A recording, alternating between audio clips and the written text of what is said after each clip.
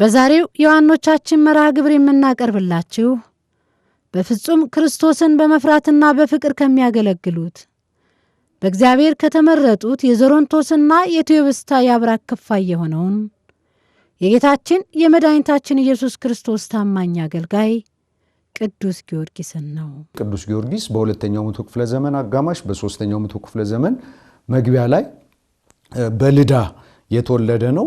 ሁለት እህቶች ነበሩት። አንደኛዋ ማርታ፣ ሁለተኛው ደግሞ እስያ ትባላለች። እሱ ለነሱ ታላቅ ነው ማለት ነው። ስለዚህ ቅዱስ ጊዮርጊስ በዚህ መልኩ ተወለደና እንግዲህ ቅዱስ ጊዮርጊስ 20 ዓመት እስኪሞላው ድረስ ብዙ ትምህርት ተምሯል። የመጀመሪያው መሰረት የሆኑት እንግዲህ ወላጆቹ ናቸው። ጊዮርጊስ ማለት የስሙ ትርጓሜ ኮከብ፣ ብሩህ፣ ፀሐይ ወይም ሐረገወይን ማለት ነው ብለው ይተረጉሙታል። ያው እንደ ፀሐይ እንደ ከዋክብት በስነገር በገድል ያጌጠ የተዋበ እግዚአብሔር አምላክን የሚያገለግል እንደሆነ ተገልጾላቸው ስሙን ጊዮርጊስ ብለው ጠርተውታል ማለት ነው። ቅዱስ ጊዮርጊስን ወላጆቹ ያሳደጉበት መንገድ የቅዱሳት መጻሕፍትን ትምህርት እየተማረ እንዳደገ ገድሉ ይነግረናል። እንግዲህ በዋናነት የሚነግረን ገድሉ ምንድነው? ወላጆቹ ያሳደጉት ከሕፃንነቱ ጀምሮ ቅዱሳት መጻሕፍትን በማስተማር ነው፣ ብሉያትንና ሐዲሳትን ማለት ነው። እና ዛሬ በዚህ ዘመን በእውነት ላሉ ወላጆች ትልቅ አንደኛ አብነት መሆን አርአያ መሆን እንደሚያስፈልግ ወላጆቹ በተግባራዊ ሕይወታቸው ያስተምሩናል። ከቅዱሳት መጻሕፍት ትምህርት ባሻገር በዘመኑ የነበሩ ጥበባትን እንዲማር ሆኗል ማለት ነው። በዘመኑ ልዩ ልዩ ጥበባት ነበሩ፣ እንደ ጦር አወራወር፣ ጋሻ አመካከት፣ እንደገና ደግሞ አውሬ እንዴት እንደሚታደን፣ የፈረስ ግልቢያ፣ እነዚህን የመሳሰሉትን ትምህርቶችን አስተምረውታል ማለት ነው። በ10 ዓመቱ ወላጅ አባቱ በተለይ ዞሮንቶስ እንዳረፈ ቅዱስ ጊዮርጊስ ያደገው በአንድ መስፍን ቤት ነው። 20 ዓመት ሲሞላው እኔም እንግዲህ እድሜ እየገፋ ሄደ። እንግዲህ በኋላ የኔን መንግስት እንዲወርስ የኔን መንግስት የኔን ማስተዳድረውን ሀገር እንዲያስተዳድር ብሎ ልጅ ነበረችው የ15 ዓመት ብላቴናና ያችን ልጅ ሊድረው ወሰነ ይላል። በዚህን ሰዓት እንግዲህ እግዚአብሔር አምላክ ቅዱስ ጊዮርጊስ በዚህ ዓለም ላይ አግብቶ ምድራዊ ሙሽራ እንዲሆን አይደለም የፈቀደለት። የሰማያዊ ሙሽራ የክርስቶስ ባልደረባ እንዲሆን፣ ሰማያዊ ሙሽራ እንዲሆን፣ ምድራዊውን አክሊል ሳይሆን ሰማያዊውን አክሊል እንዲቀዳጅ ነውና እግዚአብሔር አምላክ የፈቀደው። እንደ ምክንያት ሆኖ ሰርጉ በሚደገስበት ሰዓት ሁሉ ጉድ ጉድ በሚባልበት ሰዓት ያንን መስፍኑን እግዚአብሔር አምላክ በሞት ጠራው ይላል። እንግዲህ በዚህ ሰዓት ላይ ከባድ ነው፣ እውነት ለመናገር ሰርግ ደግሶ ሐዘን ላይ መቀመጥ ከባድ ነውና ያ የሰርጉ ሁኔታ ተቀይሮ ወደ ሐዘን ተቀየረ ይላል። በዚህን ጊዜ ቅዱስ ጊዮርጊስ ያው ሰርጉም ቆመ፣ እያዘነ እየተከዘ ሐዘኑም እስከሚጽናናበት ድረስ እዛ ከተቀመጠ በኋላ ልጅቱንም ሳያገባት እንተ ይበቆለ ሰብ ለእመ ኩሉ ዓለም ረብሃ በቅዱስ ወንጌል አምላካችን መድኃኒታችን ኢየሱስ ክርስቶስ ሲያስተምር ሰው በዚህ ዓለም ላይ ዓለሙን ቢገዛ ቢነዳ ቢማር ቢሾም ቢሸለም ቢነግድ ዓለማትን ቢያስተዳድር በነፍሱ ከተጎዳ ምን ይጠቅመዋል የሚለው ወንጌልን ቃል በማሰብ ወደ ተጋድሎ ወደ ማስተማር እንደሄደ ያስረዳል ማለት ነው። ወላጆቹ መልካም ነገርን እያየና እየተማረ ያደገው ቅዱስ ጊዮርጊስ በ10 ዓመቱ አባቱን በሞት ባጣ ጊዜ በትጋቱ የተሳበው ንጉሥ ሌሎች ጥበቦችን እያስተማረ ያሳድገው ዘንድ ወሰደው። ቤተሰቦቹ ካስተማሩት መንፈሳዊ ትምህርት ባሻገር ሌሎች ትምህርቶችን በመማር በ20 ዓመቱ በእውቀትና በጥበብ ሙሉ ሆነ። ንጉሡም ዙፋኑን ይወርስለት ዘንድ አንድ ልጁን ሊድርለት በፈለገ ጊዜ በሞት ተጠራ። በዚህ ወቅት ቅዱስ ጊዮርጊስ የዚህን ዓለም አይረብነት ተረዳ። የሕይወቱ መስመርም ተቀየረ። በመንፈሳዊ አገልግሎትም በርካታ ተጋድሎዎችን ተጋደለ። ከተወለደበት ከልዳ ተነስቶ ቅዱስ ጊዮርጊስ ልክ 20 ዓመት እንደሞላው ሄደው ወዴት ነው? ወደ ቤሩት ወይም ደግሞ ቤሩት ወደምትባል ሀገር ነው ማለት ነው። እና አገልግሎቱ ከዚህ ይጀምራል ቅዱስ ጊዮርጊስ ማለት ነው። እና ወደዚች ሀገር ገብቶ በጫካ በሚዘዋወርበት ጊዜ ይላል ገድሉም እንደሚነግረን አንዲት ሴት ታስራ አገኛት ይላል። የዛች ሀገር ሰዎች ዳጎን የተባለ ጣዖት ያመልኩ ነበር። ያው ዝሆን እንደ ዘንዶ አይነት የሆነ ያንን ልጆቻቸውን ሴት ልጆቻቸውን የመጀመሪያ እየገበሩ የሚኖሩ ነበር። እንግዲህ ይገርማል። የሰው ልጅ አንዳንድ ጊዜ ያድነኛል የሚሉትን አምላክ ልጆቻቸውን የሚሰውሉት ነበር። የሀገሩ ሰዎች ተሰብስበው ንጉሱ ዘንድ ሄደው ጠየቁት ይላል። ምን ብለው ነው የጠየቁት? እኛ ልጆቻችንን ለዘንዶው እየገበርን ጨርሰናል። ከእንግዲህ በኋላ የቀረችው ያንተ ልጅ ብቻ ናት አለ። ስለዚህ ያንተ ልጅ ለጣዖቱ ትሰዋና ከዚያ በኋላ ልጅቱ መስዋዕት ትሁን ብለው ጠየቁት ይላል። እምቢ እንዳይል አገሩን ሊያጠፋ ሆነ ያ ዘንዶ። የግዴታ ያንንም ዘንዶውን የሚያስመልከው ራሱ ንጉሱ ስለነበረ ስራውን የሚያስኬደው እሱ ስለነበረ ልጁን ከዛፍ ላይ ወስዶ ጣላት።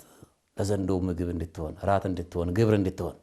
ሴት ልጆቻቸውን ለጣዖቶቻቸው ለአውሬው ሰውተው ስለጨረሱ መጨረሻ ላይ ሀገር እንልቀቅ፣ ከዚህ ቦታ ላይ እንፈናቀል የሚል ሐሳብ በሚያነሱ ጊዜ ያኔ ነው እንግዲህ ንጉሱ የራሱን ሴት ልጅ ለደራጎን ለመስጠት ወስኖ የነበረውና ይህችን ሴት እዛ ታስራ አገኛት። ምን ሆነሽ ነው ብሎ ጠየቃት ይላል ገድሉና ለአውሬው ለደራጎን ሊሰጡኝ ወስነው ነው እና አሁን የት ነው ያለው ብሎ ጠየቃት ይላልና የሚበላውን ፈልጎ ወደ ሌላ ስፍራ ሄዷል። እንግዲህ ገድሉ እንደሚነግረን ምንድነው ይሄ አውሬ የማይበላው ነገር የለም፣ የማይውጠው ነገር የለም። ቅዱስ ጊዮርጊስ በዛ ሲሄድ ከዛፉ ስር ቁጭ ባለበት ሰዓት ላይ ያቺ ሕፃን ከላይ ታለቅሳለች። ቀጥ ብሎ ሲመለከት የምታምር መልከ መልካም ልጅ ለዳጎን ለዛ ለጣዖቱ ለዘንዶ ራት ልትሆን የቀረበች መስዋዕት ልትሆን የቀረበች ብላቴና እንደሆነ አገኛት። ማንሽ አላት። እኔማ ተራ ደርሶኝ አባቴ ለዘንዶ ግብር የሰጠኝ ነኝ አለችው። በዚህን ጊዜ ቅዱስ ጊዮርጊስ አዝኖ ነይ ውረጅ አላት። አልወርድም ነው ያለችው ያች ልጅ። አንተንም እንዳይበላ ከዚህ ኪድ፣ እኔ አንድ ጊዜ ተፈርዶብኛል፣ ለመሞት ነው የተዘጋጀሁት፣ ለጣዖት ነው የተሰዋሁት። ስለዚህ ዘንዶ ካጣ የአገሩን ሰዎች በሙሉም ይበላል፣ አንተንም ካገኘህ አብሮ ይበልሃልና ከዚህ ኪድ ያለችና ደግ ሴት እንደሆነች ያስረዳል። እዚህ ላይ ራራችለት። እሷ ልትሞት እያለች አሁን ዛሬ ዘመናችን ላይ አንድ ሰው ሊሞት ሲል አብሮ ሰው ልግደል የሚልበት ዘመን ላይ ነው ያለ ነው። ያቺ ብላቴና ግን መሞት በእኔ ብቃ ብላ ያሳየች ነች። ና አንተ ከዚህ ጥፋ አለችው። ቅዱስ ጊዮርጊስ ግን ከጣዖቱ በላይ የሆነ አምላክ እንዳለው ጣዖቱን የሚያፈራርስ ጣዖቱን የሚያጠፋ ኃይል ከእግዚአብሔር እንደተሰጠው ይታወቃልና በእኔ ውረጂ። ይሄ ጣዖት ማለት ሰይጣን ማደሪያ አድርጎ ሰይጣን የሚሰራው ነው። እግዚአብሔር ደግሞ እኔን ወደዚች ምድር ላይ የላከኝ ሰይጣንን ድል አድርጌ የጠፉትን እንዲሰበስብ ነውና ነይ ውረጂ አላት። ያው ልጅቱን ካስወረዳት በኋላ ያ ዘንዶ እየተጥመዘመዘ መጣ ይላል። እዛ ሲመጣ ቅዱስ ጊዮርጊስ ያደረገው ምንድን ነው? በስመ አብ ወወልድ ወመንፈስ ቅዱስ አሐዱ አምላክ ብሎ በሚያማትብበት ሰዓት ላይ የዛ የዘንዶ ኃይል ደከመ ይላል። ወደ ምድር ተምዘገዘገና ከቅዱስ ጊዮርጊስ ስር ላይ ወደቀ። እዚህ ጋር ትልቁ ቁም ነገር ምንድን ነው? ከቅዱሳት መጻሕፍት አንጻር ስንመለከተው ቅዱስ ጊዮርጊስ እንግዲህ የእግዚአብሔር ስም የጸና ግንብ ነው፣ ጻድቅም ወደ እርሱ ሮጦ ከፍ ከፍ ይላል ብሎ ጠቢቡ ሶሎሞን በመጽሐፈ ምሳሌ ምዕራፍ 28 ላይ የተናገረው ቃልን በተግባር የፈጸመ ሰማዕት ነው። በእግዚአብሔር ስም ደራጎንን አሸንፏል ማለት ነው። ሁለተኛ ነገር ደግሞ በትዕምርተ መስቀል በመስቀል ምልክት ማማተቡ በመዝሙር 59 ቁጥር 4 ላይ ልበ አምላክ ክቡር ዳዊት አስቀድሞ ከቀስት ፊት ያመልጡ ዘንድ ለሚፈሩ ምልክትን ሰጣቸው ብሎ የተናገረው ቃል አለ። እንግዲህ ከቀስት ፊት ማለት ሰይጣን ከሚወረውረው ሰይጣን ካደረበት ከማናቸውም ኃይል ያመልጡ ዘንድ ለሚፈሩ ምልክትን ሰጣቸው ብሎ የተናገረውን ቃል በተግባር አውርዶ ያሳየን፣ በእምነት ተርጉሞ ያሳየን ታላቅ ሰማዕት ነው። እንግዲህ ወደ ቅዱሳት መጻሕፍት ስንመጣ አምላካችን ኢየሱስ ክርስቶስ ራሱ በእግዚአብሔር ጣቶች አጋንንትን የማወጣ ከሆንኩ ብሎ በወንጌል በማቴዎስ ወንጌል ምዕራፍ 12 ላይ ተናግሯል። መስቀል ኃይላችን ነው። በዚህ በመስቀሉ ኃይል አማካኝነት ቅዱስ ጊዮርጊስ የደራጎንን ኃይል አድክሞ ወደ ከተማ ይዞት ወጥቷል። ይህ ኃይል የሌለው ነው። ያ እናንተ ስትፈሩት የነበረ ያ እናንተ ልጆቻችሁን ትገብሩለት የነበረ በዚህ ብላቴና እኮ ታስሮ እያያችሁት ነው። ምንም አቅም የሌለው ነው። ይልቁንስ ሰማይና ምድር የፈጠረውን ስለ እኛ ስለ ዓለሙ ሲል ከሰማያ ሰማያት ወርዶ ከድንግል ማርያም ተወልዶ ስጋውን ቆርሶ ደሙን አፍሶ እኛን ያዳነንን አምላካችን መድኃኒታችን ኢየሱስ ክርስቶስን እሱን እመሙ አለና ህዝቦቹን አጠቃላይ እንዳሳመናቸው እንዳጠመቃቸው ታሪኩ ይናገራል ማለት ነው። ከጣዖት አምልኮ ወደ አምልኮተ እግዚአብሔር፣ ከድቅድቅ ጨለማ እንግዲህ ከክደት ወደሚደነቅ ብርሃን፣ ያ የሚደነቅ ብርሃን ደግሞ ኢየሱስ ክርስቶስ ነው። እንግዲህ በአጠቃላይ ህዝቡን በሙሉ ነገስታቱን ሳይቀር መልሷል። ፋርስ ከምትባለው ቦታ ላይ ሲሄድ ዱዲያኖስ የተባለ ንጉስ ነበር የነገሰው።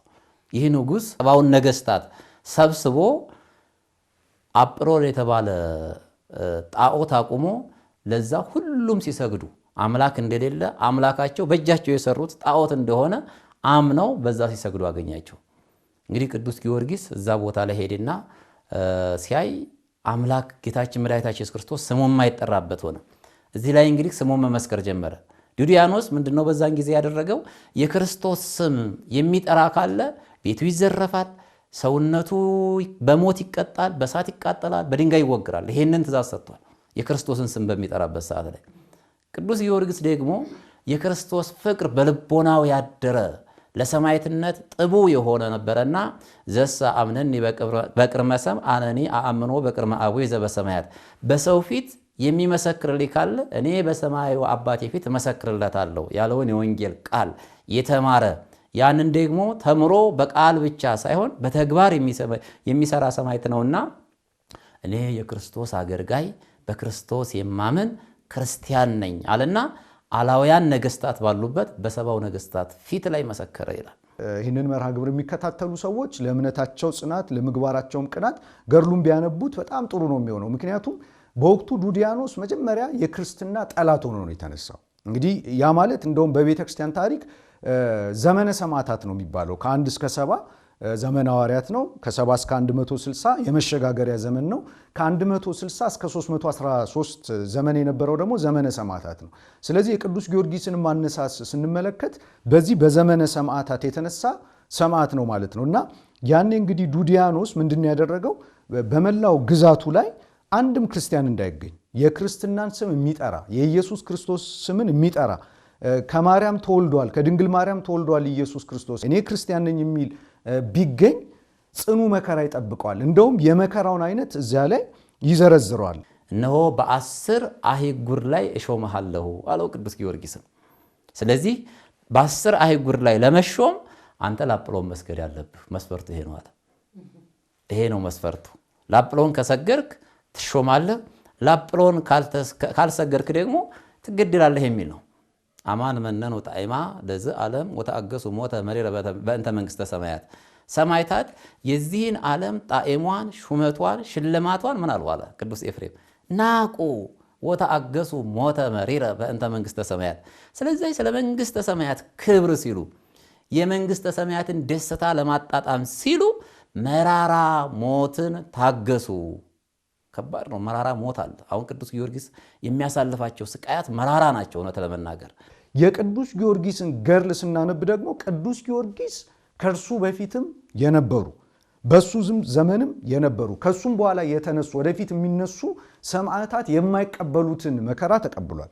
ለዚህም ጌታችን ኢየሱስ ክርስቶስ መስክሮለታል። ካንተም በፊት ከነበሩ ካንተም በኋላ ከሚነሱ ሰማዕታት እንዳንተ የተጋደለ ሰማዕት የለም አይኖርም ብሎ ራሱ ጌታችን ኢየሱስ ክርስቶስ መስክሮለታል። ቅዱስ ሳዊሮስ የተባለው ሊቅ በሃይማኖተ አበው ምዕራፍ 86 ላይ አንሰ ተአመን ዘልፈ ወእይክህድ ግሙራ ዘጸሐፍክዎ ወእይክል መንሁ ያስምሮ ለልበየ ከመ እካድ ሃይማኖቴ እመኒ አፍርሁኒ በስደት ወእመኒ ወደውኒ ውስተ ባሕር ወእመኒ ገደፉኒ ለአናብስት።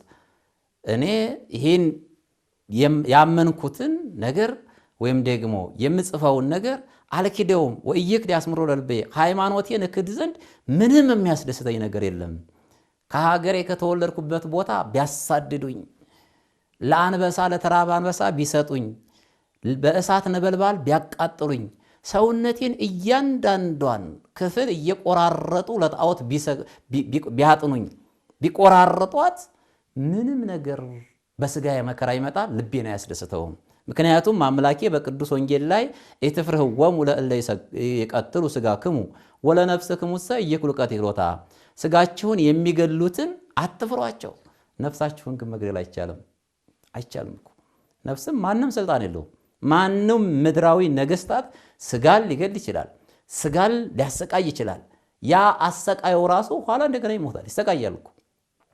ያው ሰይጣን ግን ስለሚያሰራ ነገሮችን ሁሉ ለጊዜው ልቦናቸውን ይሸፍናል፣ እንደ ዱዲያኖስ አይነቶቹ ማለት ነውና እንዲህ ብሎ እኔ ነፍሴን መግደል የማይቻላቸው ስለሆነ ስጋ ደግሞ ወደደም ጠላም የሚሞት ስለሆነ በነፍሴ ግን የማልሞት ስለሆነ አልፈራም ብሎ የተነሳ ጥቡ ኃያል ሰማዕት እንደሆነ ቅዱስ ጊዮርጊስ ያስረዳል። ልክ ለቅዱስ ዮሐንስ ለመጥምቁ ቅዱስ ዮሐንስ እንደመሰከረለት ለቅዱስ ጊዮርጊስ መስክሮለታል። እና አንደኛ ያልተቀበለው እንደሆነ ዘርዝሬ አልጨርሰውም። በእንጨት ላይ ካሰቀለው በኋላ ከዚያ በኋላ በተለያዩ ስለታም ነገሮች ሰውነቱን እንዲከታተፉት ነበር ያደረገው።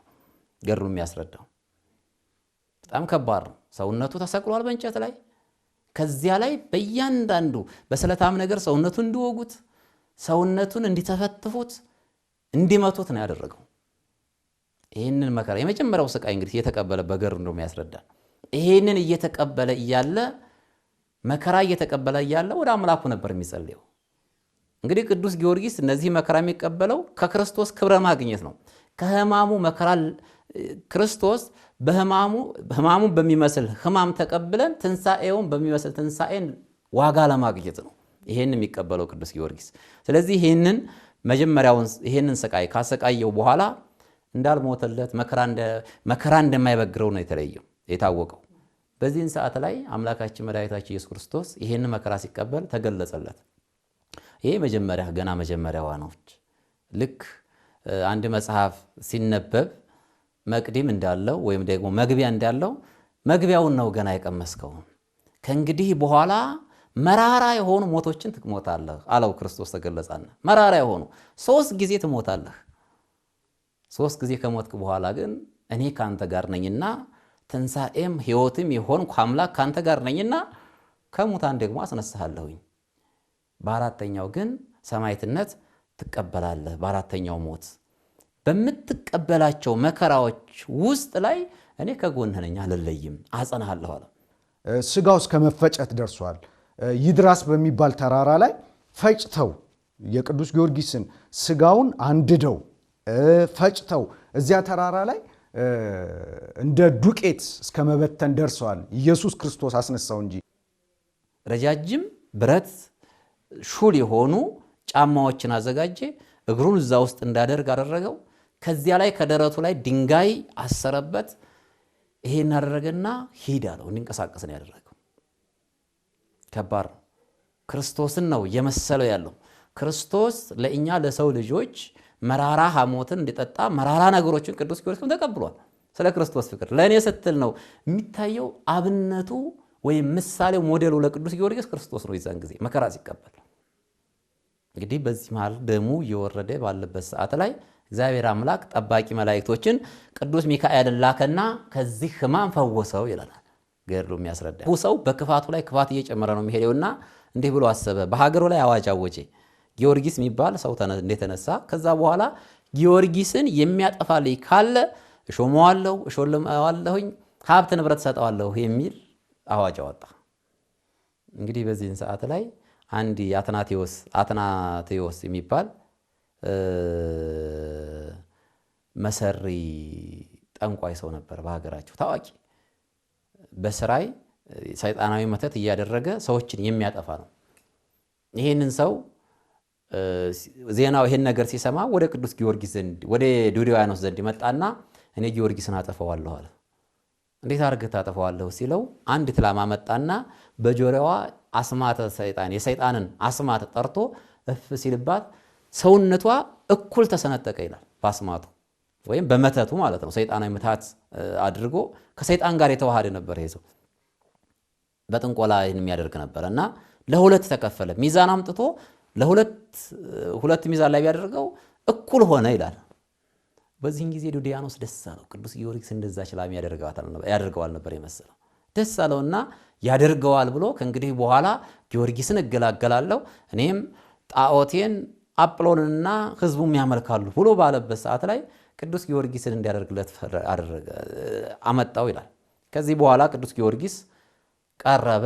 ያም ምትሃተኛ ሰው እየቀረበ ምትሃቱን አደረገ። አስማተ ሰይጣን የሰይጣንን ስሞች ጠርቶ ምትሃት አድርጎ የሚበጠብጠውን በጥብጦ እንካይን ጠጣለው። ያን ጊዜ ቅዱስ ጊዮርጊስ እንዲገደል ነበር ይሄን ያደረገው። ቅዱስ ጊዮርጊስ ግን በውስጡ ይሄንን ሁሉ መከራ እንዲታገስ የሚያደርግ አምላክ፣ ስጋንም ነፍስንም መግደል የሚችል አምላክ፣ ከሞት የሚያስነሳ አምላክ አለውና ቅዱስ ጊዮርጊስ በስሙ በአምላካችን ስም በስመ አብ ወወልድ ወመንፈስ ቅዱስ አለና ያን የተሰጠውን መድኃኒት ቆራርጦ የሚገለውን መድኃኒት ባረከና ሲጠጣው እንደ ፀሐይ አበራ ነው የሚለው። እንኳን ሊገርለው ቀርቶ ያመርስ ሰውነቱን ሊቆራርጠው ቀርቶ ቅዱስ ጊዮርጊስ እንደ ጨረቃ ደምቆ እንደ አበባ ፈክቶ ታየ ይላል። የዚህን ጊዜ እግዚአብሔር አምላክ የዚያን የጠንቋዩን ሰው ልቦናውን መለሰና ለካ ክፉ አድርጌያለሁኝ ለካ ኃያል አምላክ አለው አለና አመነ ይላል። እዛው ነው ያ ጠንቋዩ። አያችሁ እግዚአብሔር አምላክ በቅዱስ ጊዮርጊስ ሕይወት ላይ ሌላ ነፍሳትን መማረክ አደረገ። ከዚያ በኋላ ምስክርነት ሰጥቶ እኔ ምታት የምሰራበት ሰይጣንም አምላክ አይደለም፣ አንተም ያቆምከው ጣዖት እንጨት እንጂ አምላክ አይደለም፣ አምላክስ የቅዱስ ጊዮርጊስ አምላክ ነው አለና መሰከረ በአደባባይ። ያም አባት ያ እንግዲህ አባት ሆኗል። መጨረሻ ላይ በሰማዕትነት እንደሞተ ገድሉ ላይ ያስረዳል። ከጥንቁልና ወደ ሰማዕትነት የክርስቶስ ሙሽራ ወደ መሆን አመጣው። የማይሞትለት እንደሆነ ሲያውቅ መጨረሻ ላይ ጊዮርጊስ ምን ላድርግልህ አለ። እንግዲህ ይሄ ሰውዬ ምን እንዲያደርግህ ነው ፈልገው ምን ልስጥህ ሲለው ከዚያ በኋላ ህዝቡ ሁላ ሰብስብልኝ እንዳለው ያስረዳል። እንግዲህ ቅዱስ ጊዮርጊስ ሐዋርያው ቅዱስ ጳውሎስ በቆሮንቶስ መልእክቱ ምዕራፍ ሁለተኛ ቆሮንቶስ ምዕራፍ 9 ከቁጥር 23 ላይ እስመ እንዘ አግዓዚ አነ እምኩሉ አቅነይኩ ርእሴ ለኩሉ እኔ ከሁሉ ነፃ ሲሆን ሌሎችን ወደ ሃይማኖት መልስ ዘንድ ራሴን ለሁሉ አስገዛሁኝ። ለአይሁድ እንደ አይሁድ ሆንኩኝ፣ ለአረሚው እንደ አረሚ፣ ለአሕዛብ እንደ አሕዛብ ሆንኩኝ ወደ ሃይማኖት መልስ ዘንድ የሚለው ቃል አለና እኔ ለአጵሎን እሰግድልሃለሁ አለ። ሊሰግድ አይደለም ግን ነፃ ስሆን ያለው ቅዱስ ጳውሎስ ከሁሉ ነፃ ስሆን ማለት ከነዚህ ፍጡራንን ከማምለክ ነፃ ሲሆን ያመለከ መስሎ ሌሎቹን ይስብ ዘንድ ስለዚህ አመልካለሁኝ አለው። ለአጵሎን እሰግዳለሁ አለው። ከዚህ በኋላ ንጉሡ አዋጅ ተናገረ። እስከዚህ ድረስ ሲገዳደረ የነበረው ቅዱስ ጊዮርጊስ እንደሚሰግድለት አደረገና ቅዱስ ጊዮርጊስ ለአጵሎን ሊሰግድ ነው ሁሉም ተሰብስበዋልና አዋጅ አወጀ። ቅዱስ ጊዮርጊስን ወደ ቤቱ አስገባው። ከቤቱ ሲያስገባው የንጉሡን ሚስት እለእስክንድርያ የምትባል ነበረች ንጉሡ ሚስት። ወደ ቤቱ ከገባ በኋላ ከቤት ገብቶ ሚስቱን ነበር ማስተማር የጀመረው። አያችሁ ግን ለአጵሎን ሊሰግድ መስሎ ነው። ሚስቱን አሳመናት። ካሳመናት በኋላ ተጠመቀች እቺ ቅድስት። ህዝቡ ከተሰበሰበ በኋላ ቅዱስ ጊዮርጊስ ከመካከላቸው የተቀመጠውን አንድ ብላቴና ጠራና ሂደህ ይህንን አጵሎን የተባለውን ጣዖት ና በለው አለው። ብላቴናውን አስነሳና ንጉሡ ለጣዖቱ ይሰግዳል እያለ ሽርጉድ በሚልበት ሰዓት ህዝቡ እውነትም ጊዮርጊስ ሊሰግድ ነው ወይ እያለ ግማሹ ለማድነቅ ግማሹ ለመታዘብ ግማሹ ደግሞ ምንድነው ነገሩ እየማለት እውነት ቅዱስ ጊዮርጊስ ይሄን ሊያደርገው ነው ለማለት ባለበት ሰዓት ላይ ቅዱስ ጊዮርጊስ ሁሉም ተሰበሰበበት ሰዓት ላይ ብላቴናውን ሄድና ጣዖቱን አምጣው አለው። ያ ብላቴና ሄድና ጣዖቱን ቅዱስ ጊዮርጊስ ይጠራሃል ና ብሎሃል አለው። በከዛ በኋላ ያ በጣዖቱ ላይ አድሮ እየለፈለፈ ያደረው ሰይጣን እየለፈለፈ እየተናዘዘ ያለ ጊዜ ልታጠፋኝ ነው እያለ በህዝቡ መካከል ላይ መጣ። አምላክ ነህ ወይ አለው። እኔ አይደለሁም እነሱ አምላክ ነህ ስላሉኝ ነው እንጂ እነሱ ስለሚሰግዱልኝ ነው እንጂ የኔን ነገር ታውቃለህ። እኔ ሰዎችን ማሳት ባህሪዬ ነው፣ እያሳትኩ ነው ያለሁት። ነገር ግን እነሱ ሰገዱልኝ። እኔ አምላክ አይደለሁም፣ ያለ ጊዜ አታጥፋኝ፣ የእግዚአብሔር ኃይል በአንተ ላይ አለ እያለ መናዘዝ ጀመረ። ስለዚህ ምን ትላለህ ሲለው እውነተኛው አምላክ በስሙ መከራ የሚቀበልለት የቅዱስ ጊዮርጊስ አምላክ ነው አለና ያ ሰይጣኑ መስክሮ ጣዖቱም ከመሰከረ በኋላ ምድር ተከፍታ እንድታሰጥማቸው ቅዱስ ጊዮርጊስ አድርጓቸው እንደ ዳታን ዳቤሮን ያን ጣዖቱን ምድር ከከፍቶ እንዲያሰጥሙ አድርጎታል ማለት ነው። ይሄም ንጉሥ የማይመለስ አረመኔ እንደ ፈርዖን ልቡ በክፋት የደነደነ ነበርና ቅዱስ ጊዮርጊስን ሚያዝያ 23 ቀን አንገቱን አሰይፎታል። የሰማዕትነት ክብር ተቀብሏል ቅዱስ ጊዮርጊስ። ከዚህ በክርስቶስ ከተመሰከረለት ዕውቀት፣ ሀብትና ንብረት፣ ሹመትና ትዳር ያላጓጓው በወጣትነት ዕድሜው በክርስቶስ ፍቅር ልቡ የነደደው በኃያላኖች ፊት ያለ ፍርሃት ብቻውን የክርስቶስን አምላክነት ከመሰከረው ታናሽ ብላቴና ሲሆን በታላላቅ አላውያን ነገሥታት ከተፈተነው የፋርስን ሴት ልጆች ሕይወት ከዘንዶ ምግብነት የታደገ መከራ የሚበልጠውን መከራም ስለ ክርስቶስ ፍቅር እየተቀበለ የሰማዕትነት አክሊልን ከተቀናጀው ከሰማዕቱ ቅዱስ ጊዮርጊስ እኛ ምን እንማር ይሆን? ግብረ ሐዋርያት ምዕራፍ 14 ቁጥር 22 ላይ ወደ እግዚአብሔር መንግሥት በብዙ መከራ እንገባ ዘንድ ያስፈልገናል ተብሎ የተነገረውን ቃል መሰረት አድርጎ ቅዱስ ጊዮርጊስ የእግዚአብሔርን መንግሥት ለመውረስ ስለ ክርስቶስ ብዙ መከራን ተቀብሏል ማለት ነው። ስለዚህ የመጀመሪያ መከራ መቀበሉን፣ ሁለተኛ ወደዚህ አገልግሎት ቅዱስ ጊዮርጊስን የሳበው ምንድነው? የአምላኩ የእግዚአብሔር ፍቅር እንደ እሳት በልቡናው ስለነደደችለት ነው ይላል። የእግዚአብሔር ፍቅር አገብሮት ነው ወደዚህ ተጋድሎ ቅዱስ ጊዮርጊስ የገባው። እንግዲህ መጽሐፍ ቅዱስ ምንድነው በጣም የሚገርም ቃል አለ ጌታችን የተናገረው በሉቃስ ወንጌል ምዕራፍ 12 ላይ እሳትን ልጥል መጣው በምድር ላይ እሷም ከነደደችልኝ ምን እፈልጋለሁ አለ ክርስቶስ። እንግዲህ እሳት ያለው ክርስቶስ በቁሙ እሳትን አይደለም፣ ምድር ያለው በቁሙ ምድርን አይደለም። ክርስቶስ በምድር ላይ ምድርን ሊያድን እንጂ በምድር ላይ እሳት ሊያነድ አይደለም ክርስቶስ የመጣው። ግን ምን አለ? በምድር ላይ እሳት ልጥል መጣው እሷም ከነደደችልኝ ምን እፈልጋለሁ አለ። እሳት ያለው ሃይማኖትን ነው። እሳት ያለው የእግዚአብሔርን ፍቅር ነው። ምድር ያለው የሰው ልጆችን ነው። የሐዋርያትን ልብ የሰማዕታትን ልብ ነው። በእነዚህ ደጋግ ለእኔ ፍቅር ባላቸው ሰማዕታት ሐዋርያት ልቡና ላይ እሳት እምነትን፣ እሳት ፍቅረ እግዚአብሔርን ልጥል መጣው እሷም ከነደደችልኝ ምን እፈልጋለሁ ብሎ እንደተናገረው በቅዱስ ጊዮርጊስ ልቡና ላይም የእግዚአብሔር ፍቅር እንደ እሳት ሆኖ ነደደ ይላል። ፍቅረ እግዚአብሔር እንደ እሳት ሆኖ ነደደ። በዚህም ምክንያት ወደ ሰማዕትነት ወደ አገልግሎት ገፋቸው ይላል። እንግዲህ ጌታችን ወደ ቤተ መቅደስ ገብቶ እኮ የሚሸጡትን የሚለውጡትን እየገረፈ ያስወጣበት ትልቁ ምክንያት የቤት ቅናት በልታኛለች የሚለው ቃል እንዲፈጸም ነው።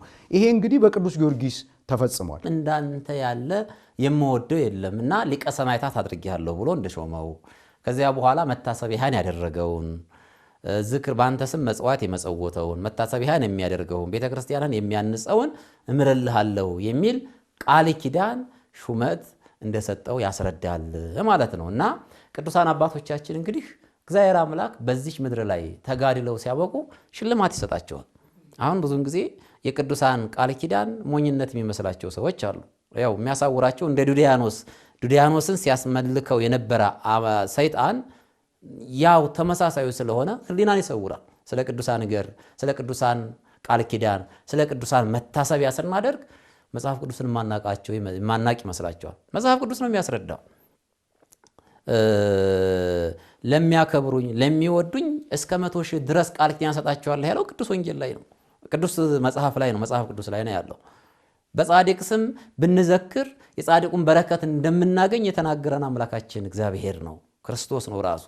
የጻድቁን ዋጋ ያገኛል። እግዚአብሔር ቸር እንደሆነ ከምንረዳበት አንደኛው ነገር ጻድቅን ለኛ መስጠት ነው። የጻድቁ ስም ትንሽ ቀዝቃዛ ውሃ የሰጠ የጻድቁን ዋጋ፣ በሰማዕቱ ስም ትንሽ ውሃ ከሰጠ የሰማዕቱን ዋጋ አያችሁ። ቅዱስ ጊዮርጊስ ያን ያህል የተቀበለው መከራ፣ ያን ያህል የተቀበለውን ስቃይ ተቀብሎ ቃል ኪዳን ተቀበለ።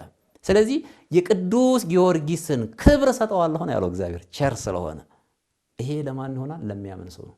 ቅዱስ ያዕቆብ ምን ይላል?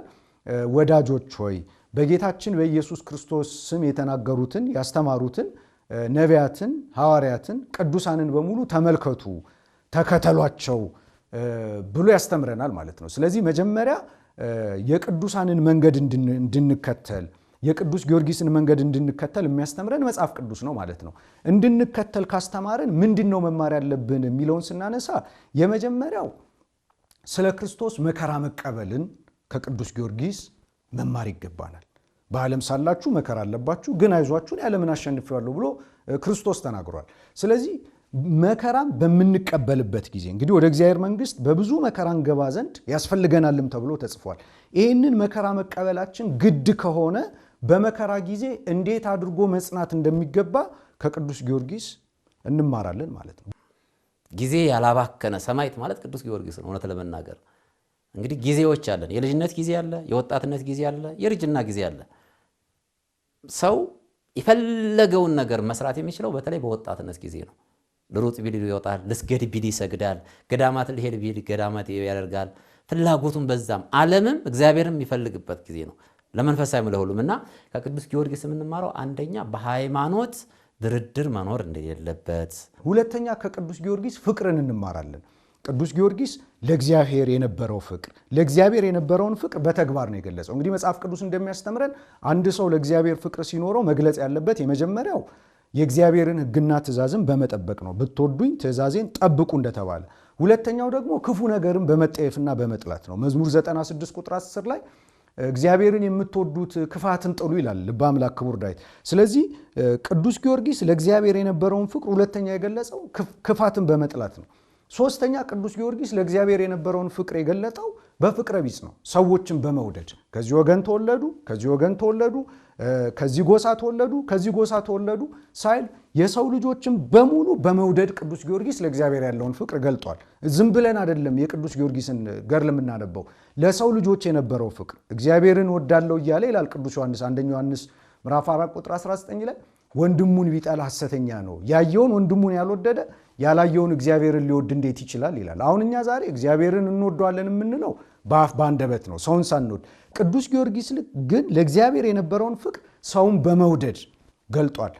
አራተኛው ቅዱስ ጊዮርጊስ ለእግዚአብሔር የነበረውን ፍቅር የገለጠው ስለ ክርስቶስ የሚመጣበትን መከራ በሙሉ በመቋቋም ነው።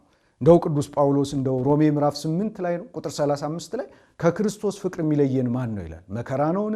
ሰይፍ ነውን? ስደት ነውን? ምንድን ነው ይላል። ቅዱስ ጊዮርጊስም ያ ሁሉ መከራ ሲደርስበት ከእግዚአብሔር ፍቅር ያልተለየው ለእግዚአብሔር የነበረው ፍቅር ነውና ከቅዱስ ጊዮርጊስ ሕይወት ይህንን እንማራለን። የመጨረሻው የምንማረው ደግሞ ይህች ዓለም ኃላፊ መሆኗን ነው።